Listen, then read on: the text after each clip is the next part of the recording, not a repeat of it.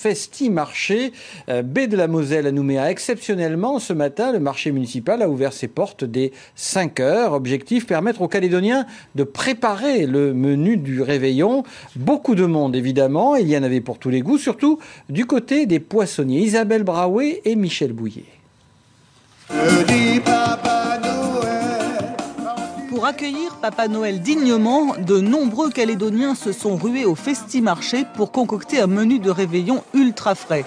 Du côté des poissonniers, ou plutôt des Mères Noël, les étals sont bien garnis. Crevettes, huîtres de Calédonie ou de Nouvelle-Zélande, moules et quelques langoustes. Cette année, il fallait se lever tôt pour pouvoir en acheter. Pas beaucoup de porcelaine à vendre. Mais même à 7 500 francs le kilo, elle reste dans le hit parade des mets préférés des Calédoniens. Les langoustes surtout, ça a été très recherché avec le vent, du coup on n'en a pas eu beaucoup, donc le peu qu'il y a, ça part très bien. Les crevettes et le thon forcément pour le poisson cru, les sashimi, voilà. Sur les tables ce soir, outre les crustacés, on mangera également du foie gras. A priori, les menus 2016 seront donc classiques et copieux. Ce soir, on mange des crevettes, du magret de canard. Qu'est-ce qu'on mange encore? Du foie gras, voilà, essentiellement. Il y a des langoustes, il y a des crevettes et puis du foie gras et tout. Pas de langoustes cette année? Non, pas du tout. Mais j'attends les invités. Peut-être c'est eux qui vont venir avec. Plus de crevettes? Avec salade, il y a un peu avec du salade tahitienne. Bami, tout ça, c'est un petit repas de famille. 1, 2, 3, j'en vois un. Les assortiments de fruits de mer à 10 000 francs font aussi des heureuses, mais la cliente la plus chanceuse a gagné un maxi plateau de 10 kilos. Joyeux Noël! Et on vient de le dire, l'autre star des tables de Noël, ce sont les huîtres. Il y en aura en quantité et en qualité. La production locale poursuit sa progression. Elle est complétée par des huîtres importées de Nouvelle-Zélande et affinées en Nouvelle-Calédonie. Chez Marie-Haï et Claude Lindor les ont goûtées pour nous. C'est l'un des mets les plus prisés des repas de Noël. Les huîtres séduisent toujours autant les consommateurs. L'ostréiculteur Guillaume Lavergne peut être fier. Cette année, la production locale est excellente. Oubliez les ennuis de pollution baie de Dimbéa. Le mollusque tant convoité n'a pas été contaminé malgré les dernières intempéries. J'ai fait des prélèvements le mois dernier. On était sur des conditions optimales pour le développement des bactéries, donc beaucoup de pluie et beaucoup de chaleur. Et les analyses ont montré l'absence de contamination bactériologique totale. Donc ça veut dire que le milieu est redevenu en tout cas stable et peu risqué. Un milieu stable et peu risqué pour une production en progression. 30 tonnes d'huîtres produites cette année. Et pour les fêtes, l'offre s'étend. Des huîtres locales dont le naissain est importé de métropole ou des huîtres néo-zélandaises plongées dans ces bassins de purification. Les Black Oysters sont affinés durant 15 jours avant d'être commercialisés. Là, on est sur une huître très charnue. On l'appelle, nous, la Black Oyster, de qualité spéciale. Donc on le voit au taux de chair, en soulevant l'arrière. Et là, on voit qu'elle est bien blanche. Et ça, c'est de la graisse, pas de la laitance. Donc on aura ce côté un petit peu sucré de noisette. Et là, une huître de production locale qui est vieille, donc qui est relativement charnue aussi, mais qui est beaucoup moins blanche. Donc qui va être plus légère, beaucoup plus légère en bouche et avoir un petit goût de noisette. Donc un peu plus sucré, un peu plus noisette. En cette période estivale, la société a dû embaucher 8 personnes supplémentaires. Pour cet ostréiculteur, Noël représente 50% de son chiffre d'affaires annuel. Dominique Delay, on vient de le voir, la cuisine de Noël est bien particulière. Alors que faut-il choisir pour bien manger ? Bon, d'abord, le repas de Noël, c'est un repas de famille où on doit se faire plaisir. Faut pas manger que des choses qui vont être trop difficiles à digérer, c'est-à-dire trop grasses, trop bien arrosées. Par contre, les produits calédoniens sont souvent de très bonne qualité. Et donc, entre nos fruits de mer, nos huîtres, nos poissons, nos dindes ou nos chapons même, on peut quand même concocter un très très bon repas qui soit tout à fait satisfaisant. Vous dites pas trop gras, mais difficile de faire, parce qu'on fait bonbons à Noël généralement, même si on dit que c'est un petit repas en famille, on sait très bien que c'est copieux, donc pas trop gras, ça va être difficile quand même, pas trop sucré, pas trop d'alcool, c'est souvent arrosé aussi, donc... Écoutez, il faut se faire plaisir quand même. On est à Noël, on est en famille, on se fait plaisir. Mais bon, après, ce sont peut-être les lendemains de Noël qui doivent être un petit peu plus resserrés, c'est-à-dire le dimanche soir, on va se prendre une soupe de légumes, un gazpacho, quelque chose comme ça, d'un peu plus léger. Mais autrement, quand vous faites cuire une dinde ou un chapon, vous n'êtes pas obligé d'ajouter du gras, hein.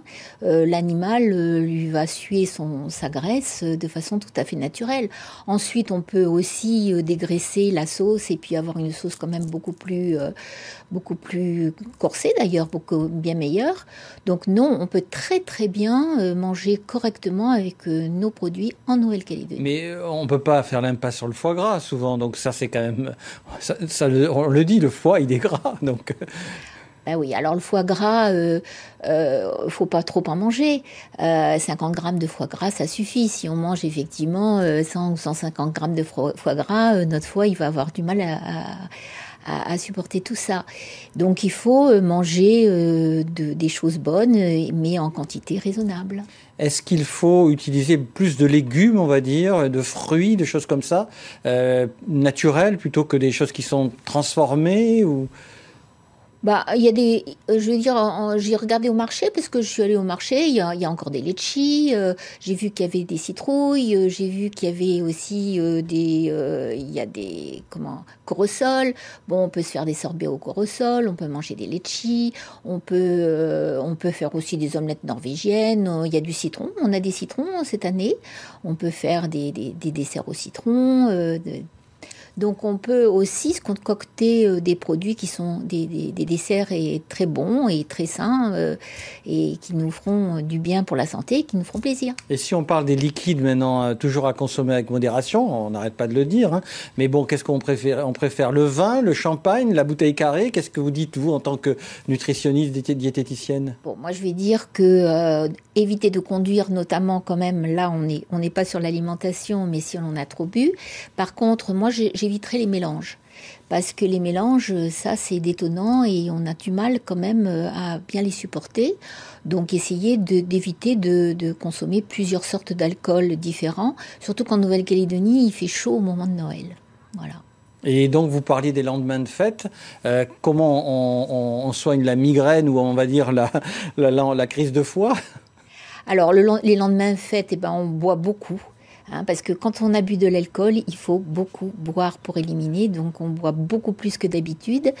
Le lendemain soir, on mange des légumes, on essaie de pas manger de viande, de protéines, ni de poisson. On fait un bon potage de légumes froid parce qu'il fait chaud ici. On se mange des fruits frais et puis on boit bien. Et puis dans 48 heures, on sera tout à fait en forme. Merci Dominique Dellet, on va essayer de mettre en pratique tous vos conseils. Merci. Je vous remercie d'avoir accepté notre invitation. Nous partons pour Wallis et Futuna, à présent, pour découvrir une mission scientifique exceptionnelle. Elle porte le nom de Tara Pacifique et elle va parcourir tout le Pacifique pour faire un état des lieux du corail. Plus de 40 millions d'échantillons devraient être récoltés. C'est un reportage de Wallis et Futuna Première. Tara s'attaque au plus vaste océan du monde. Le voilier parcourra 100 000 km pour joindre les 4 coins du Pacifique, avec à son bord une équipe scientifique qui va tenter de faire le point sur l'état de santé des récifs coralliens. On va faire des prélèvements du corail et on va le prendre plusieurs parties qu'on va préserver pour plusieurs laboratoires scientifiques associés à l'expédition. Et tout ça va nous permettre en fait de comprendre les micro-organismes, tous les petits organismes à l'intérieur du corail, les bactéries, les algues qui vivent en symbiose avec ce corail. Comment est-ce que tout ça fait que le corail se porte bien et arrive en fait à s'adapter dans le futur avec les changements climatiques. Pendant 2 ans, les 70 scientifiques engagés dans cette aventure prélèveront pas moins de 40 millions d'échantillons et les enverront régulièrement aux nombreux laboratoires et universités qui auront la charge de les analyser. Donc là, on est en cale à vent et c'est là où on a le frigo et congélateur, plus ce congélateur pour la science, en plus des congélateurs pour la nourriture. Et c'est là vraiment, c'est le trésor de l'expédition où on va garder tous les échantillons qu'on récolte jusqu'à ce qu'on puisse les envoyer en métropole jusqu'à Paris. Et l'équipe va concentrer ses travaux sur les fonds marins de Futuna, une île moins connue que sa grande sœur Wallis.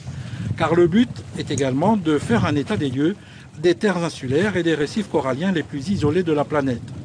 Tara fera plus de 70 escales dans le Pacifique, avec sur son carnet de bord une trentaine de pays à ausculter. Allez, désigner l'image la plus sexiste de l'année. Tel est l'objectif des J'en peux plus Awards, un concours lancé le mois dernier sur Facebook JPP. À travers cette initiative interactive et ludique, les organisateurs interpellent les Calédoniens sur un sujet de société. L'image de la femme véhiculée par la publicité, les médias et même les institutions. Caroline Antich-Martin, Isabelle Brawé et Claude Lindor. Des filles dénudées pour vendre des cuisines, des soirées ou même des armes. Depuis 2015, l'Observatoire du sexisme ordinaire fait la chasse à ces images réductrices, voire dégradantes pour les femmes. Le 25 novembre, à l'occasion de la Journée internationale pour l'élimination de la violence à l'égard des femmes, cette communauté de citoyennes et citoyens concernés a lancé sur sa page Facebook un concours inédit, les J'en peux plus Awards. L'idée justement de cette page et de ce concours, c'est de faire comprendre que l'on vit dans un environnement où la femme est traitée comme un objet, dévalorisée, ramenée à une fonction sexuelle ou à une fonction de bonne mère, de bonne épouse, mais que cet environnement il est tellement ancré dans notre quotidien que nous n'y prêtons plus attention, et c'est lorsque l'on collecte ces publicités que les gens se rendent compte, et d'ailleurs nous disent sur notre page « c'est hallucinant, je ne m'étais pas rendu compte qu'il y avait un problème à ce point ». 65 images, articles et documents ont été sélectionnés. Ils sont répartis en 12 catégories, de la ménagère épanouie qui exulte à l'idée de posséder un aspirateur ou un robot ménager, à la culture du viol, mettant en scène des femmes soumises, voire enchaînées. Objectif du concours, épingler ceux et celles qui enferment les femmes et les hommes dans ces stéréotypes sexistes, mais surtout les inciter à communiquer autrement. Nous avons, avec cette page Facebook, réussi à atteindre plusieurs entreprises, notamment une célèbre marque de couche-culotte qui s'adressait aux jeunes mamans et qui désormais s'adresse aux jeunes parents. Nous souhaitons donc, avec ce prix, faire comprendre aux publicitaires et aux entreprises qu'elles aussi, elles peuvent faire des publicités sans stéréotypes. Message reçu également par cette société de taxi-boat. L'un de ces visuels est nommé dans la catégorie « Par la Moncu ». Je comprends tout à fait. C'est pour ça qu'on l'utilise très peu. On utilise plutôt des images d'îlots, des images de poissons. Après, c'est vrai que des fois, on en met quelques-unes. Mais je comprends tout à fait que ça peut gêner. Et si ça gêne trop, ma foi, on mettra que des poissons. Si le concours se veut ludique, le propos est grave. Les représentations sexistes maintiennent les femmes en position d'infériorité sociale, voire d'objet. En Nouvelle-Calédonie, une femme sur 4 est victime de violences. Et sachez que vous avez jusqu'à demain soir minuit pour voter et participer à ce concours. À ne pas manquer aussi une information pratique ce soir en direct sur NC Première depuis la chapelle du Midi-Pôle. La messe de Noël présentée par Monseigneur Calvé sera retransmise en direct à 21h58 précisément. Voilà qui referme ce journal. Il me reste à vous souhaiter au nom de NC Première et de toutes les équipes du week-end un bon réveillon et une belle fête de Noël en famille avec ceux qui vous sont chers selon la formule consacrée. On se retrouve demain, même heure, même lieu, à suivre sur NC Première un téléfilm de circonstances intitulé Le bateau de l'amour. Et on se quitte sur ces images de l'arrivée du Père Noël qui a fort à faire avec la distribution des cadeaux.